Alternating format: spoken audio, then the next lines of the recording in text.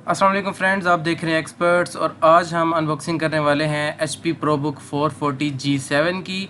हम इसमें विंडो भी इंस्टॉल करेंगे। मैं सबसे पहले आपको बॉक्स पे दिखाता चलूँ इसका मॉडल। बॉक्स में मेंशन है HP ProBook 440G7 और इसकी स्पेसिफिकेशन की बात करूँ तो स्पेसिफिकेशन में इसमें 4 GB DDR4 के साथ 1 TB SATA 5400 RPM के साथ हमें इसका जो फ्रंट कैम है वो HD है 720 पिक्सल्स का और फुल HD डिस्प्ले के साथ 14 इंचज़ का स्क्रीन साइज़ है। तो ये इसकी मेन कुछ फीचर्स है जो बॉक्स पे मेंशन्ड हैं और मैं आपको बताना चाह रहा था। अब हम बॉक्स को करेंगे ओपन और डिवाइस को बाहर निकालेंगे। कटर की मदद से मैं इसकी सील को ब्रेक करूँगा और इसके बॉक्स पे इसका जो है मैंने यू कटर की मदद से इसे ओपन कर लिया।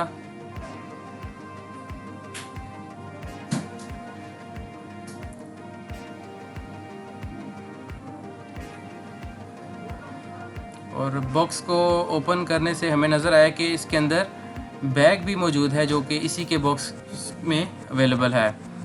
मैं बॉक्स को रखूँगा एक साइड पे और सबसे पहले लैपटॉप को निकालूँगा और लैपटॉप जो है एक प्रोटेक्शन जो है गत्ते के अंदर प्रोटेक्शन के साथ आता है। मैं इसकी पैकिंग को एक साइड पे रखूँगा और इसके बाद एक रैप हमें दिखाई दे रहा है। मैं इस रैप पे भी लगी टेप को डिटैच करके लैपटॉप को बाहर निकाल लेता हूँ। लैपटॉप बहुत ही स्लिम और स्मार्ट है और इसका वेट बड़ा रिजनेबल है। इसकी आप देख सकते हैं इसकी बैक साइड पे यहाँ पे प्रोबुक मेंशन्ड भी है। लैपटॉप की लेफ़्ट साइड पे हमें USB पोर्ट और SD कार्ड की स्लॉट हमें दिखाई देती है। राइट साइड की बात करूँ तो राइट साइड पे हमें 2 USB स्लॉट, HDMI और लैन कार्ड की स्लॉट हमें दिखाई देती है, लैन कार्ड पोर्ट। तो और साथ ही हमें दिखाई देता है इसका 3.5 mm का हेडफोन जैक और चार्जिंग केबल।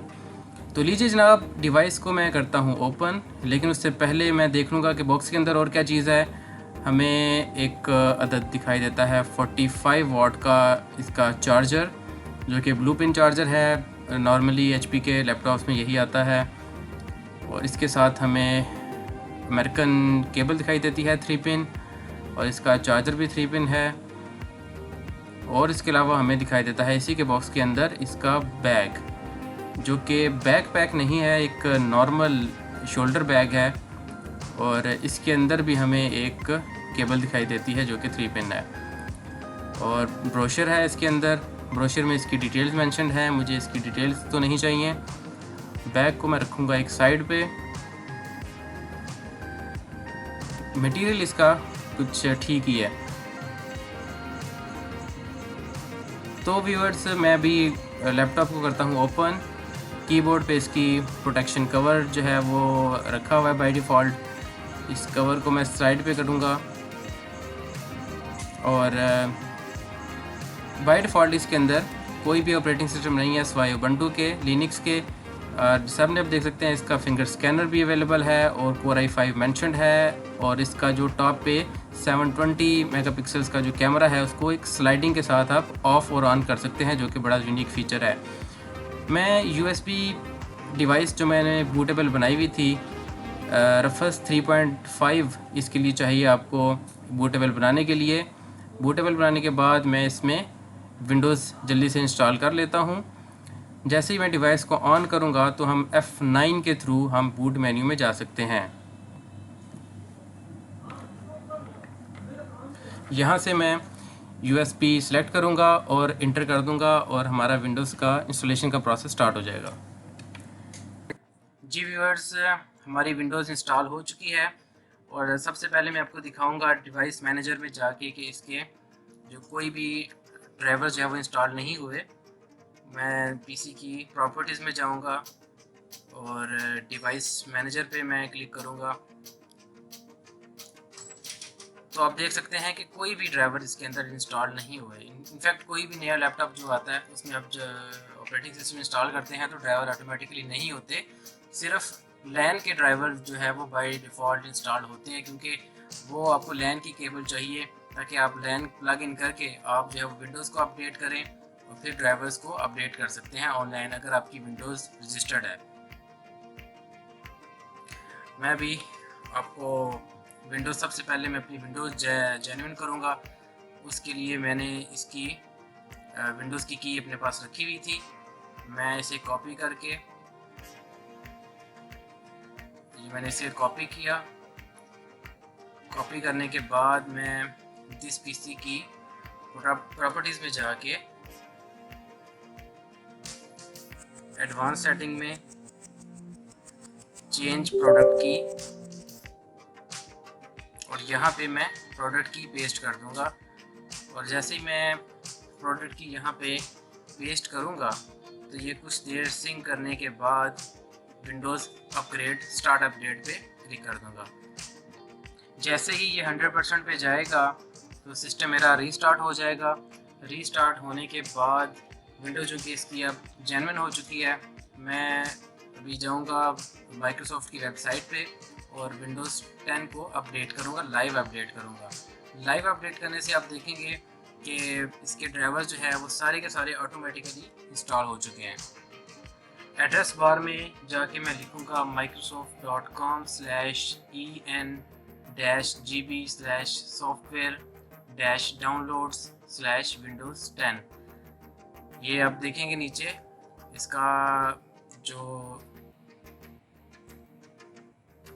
आपको नीचे लिंक दिखाई देगा। आप इस लिंक पे क्लिक करेंगे तो विंडोज़ अपडेट का ऑप्शन मिल जाएगा। जी, डाउनलोड्स विंडो 10 microsoft.com, मैं पहले ही लिंक पे क्लिक करूँगा तो यहाँ पे मुझे आएगा option update now, download Windows 10 update now. मैं अपडेट नाउ पे क्लिक करूँगा और ये छोटी सी फाइल डाउनलोड होगी, एक्जी फाइल में से सेव कर लूँगा। जैसे ये सेव होगी मैं इस फाइल को ओपन करूँगा। जैसे ही इस एक्जी फाइल को मैं रन करूँगा,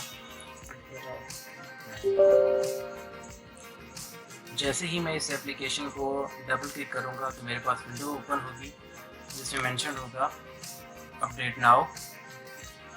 अपडेट नाउ पे क्लिक करूँगा तो तीनों चीज़ें पे चेक करेगा, CPU okay, memory okay, disk okay, next. तो ये अपडेटिंग प्रोसेस शुरू हो जाएगा।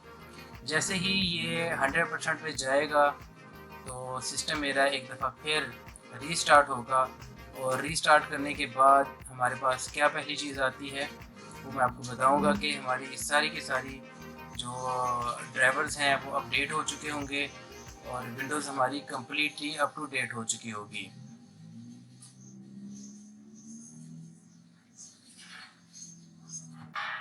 तो व्यूअर्स, हमारी विंडोज़ अपडेट होके रीस्टार्ट हो चुकी है और अब हम देखेंगे कि इसके डिवाइस मैनेजर में जाके ड्राइवर्स इसकी क्या कंडीशन है। मैं डिवाइस मैनेजर पे क्लिक करूँगा तो आप देख सकते हैं कि सारे के सारे drivers A to Z 100% up to date हो चुके हैं। तो व्यूअर्स, ये विंडोज़ 10 अपडेट करने का, ड्राइवर्स अपडेट करने का सबसे बेस्ट वे है। इस तरह आप जो है कि किसी भी लैपटॉप में ऑटोमेटिकली ड्राइवर्स इंस्टॉल कर सकते हैं। उम्मीद है आपको हमारी वीडियो अच्छी लगी होगी।